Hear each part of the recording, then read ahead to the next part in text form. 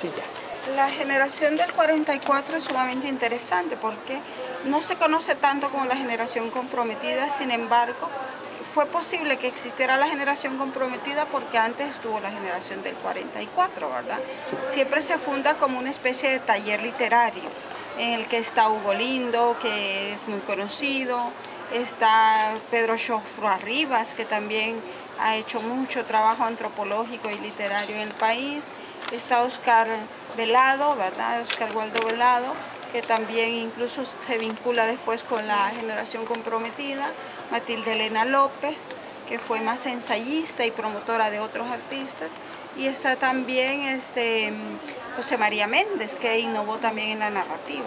Entonces es un grupo, hay que entender el artista, ¿verdad?, como un grupo de intelectuales.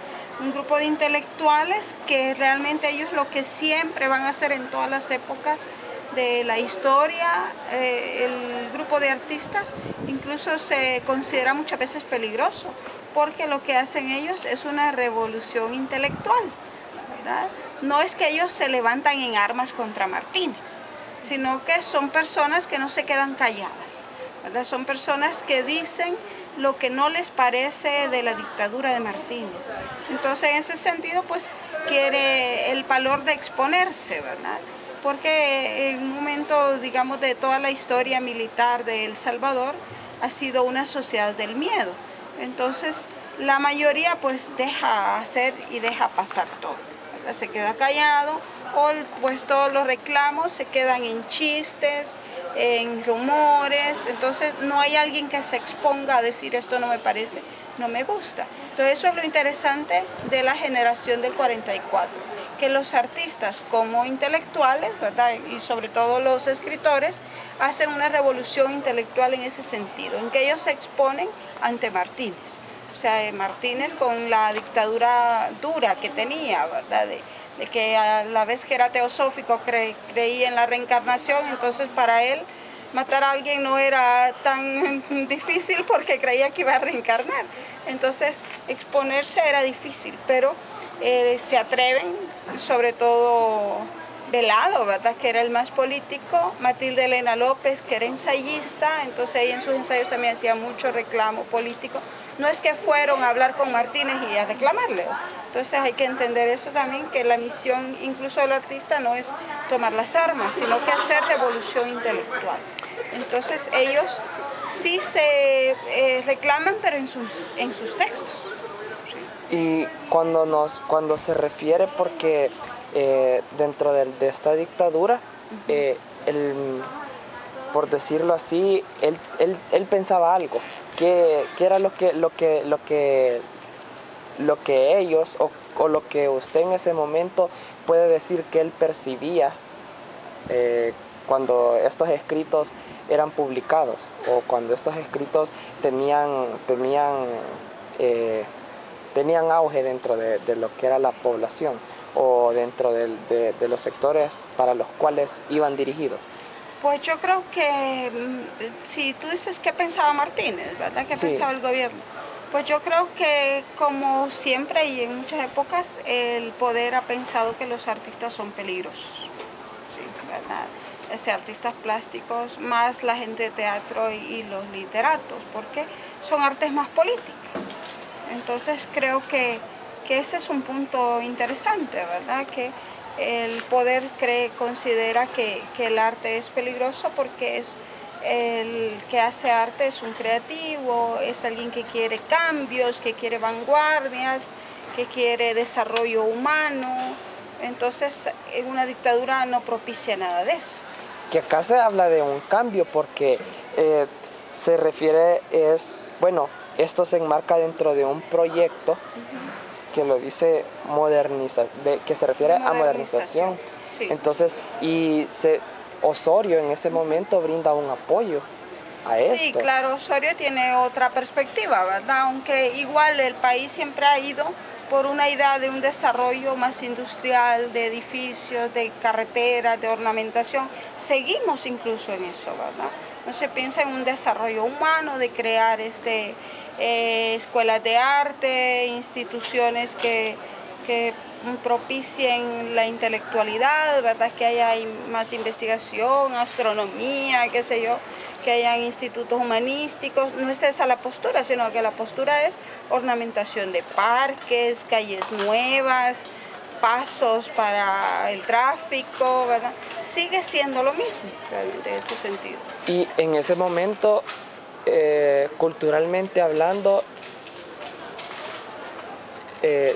se podían expresar ellos Sí, con yo creo que respecto sí. a la actualidad. O sea, lo ponemos en la balanza. 1950, 2012. 2012. Sí. ¿Cómo ve usted las cuestiones culturales o más lo artístico dentro de El Salvador? Yo creo- Tomándolo con los presidentes también, pues, Sí, porque Las estamos... dos posturas. Sí. Sí. Yo creo que es difícil siempre el quehacer del artista, ¿verdad? En la sociedad, porque no hay muchos proyectos para hacer arte, tanto en los 50 como en la actualidad. Porque no se invierte en desarrollo humano, no se invierte en arte, sino que se invierte en globalización, en mercado, ¿verdad? En transnacionales, se invierte en otras cosas. Entonces es difícil, igual en la actualidad que en los 50. Y eso no quiere decir que no se pueda hacer nada, ¿verdad? O que no se esté haciendo nada. Porque pues en ese momento, en los 50, Pedro Xofua Rivas hace la primera gramática del náhuatl, hace estudios antropológicos, hace literatura relacionada al jaguar, ¿verdad? Él hace un rescate de la identidad salvadoreña. Entonces habría que ver quién está haciendo en la actualidad rescate de la identidad salvadoreña. Por ejemplo, Jorge Lemus, de la Don Bosco, que ha hecho una antropología fonética del náhuatl y está trabajando en el rescate del náhuatl en Santo Domingo de Guzmán y en muchos lugares. Entonces, ha hecho estudios, ha editado como 3 libros, ¿verdad?, en torno a eso. Incluso se le ha dado un premio hace poco por ello. Entonces, se está haciendo, ¿verdad? Que eso sea, digamos, tenga difusión a través del Estado, quizás no, pero sí se está haciendo.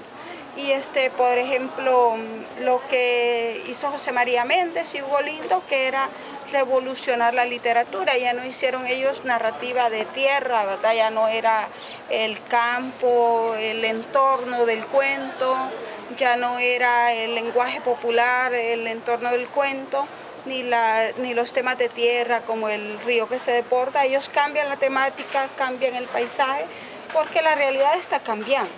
Entonces el escritor también habla del contexto. Entonces, claro, ellos entonces escriben una narrativa diferente donde ya lo urbano empieza a ser parte del cuento, ¿verdad? El lenguaje también se vuelve más especializado, los temas son diferentes.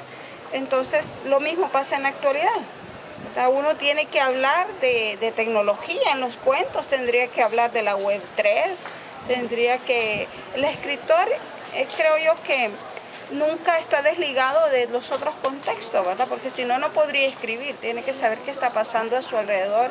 Y muchas veces el escritor es además abogado, es médico, es comunicador, es ingeniero, tiene otras facetas que le permiten también acceder a más espacios y entornos de la realidad y dejar más en el arte mismo. Y el arte trasciende.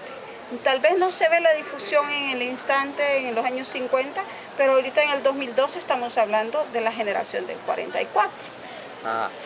Y ya en conclusión, en pocas palabras, ¿cómo definiría usted la generación de 1944? Pues yo la definiría como una generación de mucha calidad, ¿verdad? Sobre todo si pienso en Pedro Xofua Rivas y en José María Méndez, que son de mi gusto los mejores, de mucha calidad intelectual, con una visión interesante de rescatar la identidad sin por ello quedarse en lo rural, ¿verdad? O sea que van a la vanguardia, pero van viendo que es necesaria también esa memoria colectiva en la vanguardia. Entonces, aunque yo esté ahorita en el 2012 haciendo presis y haciendo todo infografías, yo tendría que saber náhuatl, ¿sí? Entonces ellos ven esa integración, ¿verdad?, necesaria para rescatar el desarrollo humano del país. Y creo que Pues Matilde Elena López quizás no fue tan creativa, tan interesante, pero sí fue interesante el apoyo que dio ella después a los artistas jóvenes que fueron después la generación comprometida, y que ella era la que se atrevía a hacer ensayos. Entonces el ensayo es más directo y por eso más político, ¿verdad? La poesía pues es más metafórica, es como la caricatura, ¿verdad? Es más fácil decir mucho, pero pocos te entienden. ¿Sí? Entonces, en cambio el ensayo pues es más para mayoría. En ese sentido creo que fue una generación interesante que poco se ha estudiado, porque por lo mismo del conflicto se estudia más la generación comprometida, y creo que solo de Pedro Xofro Rivas se pueden hacer muchos estudios, no digamos de José María Méndez.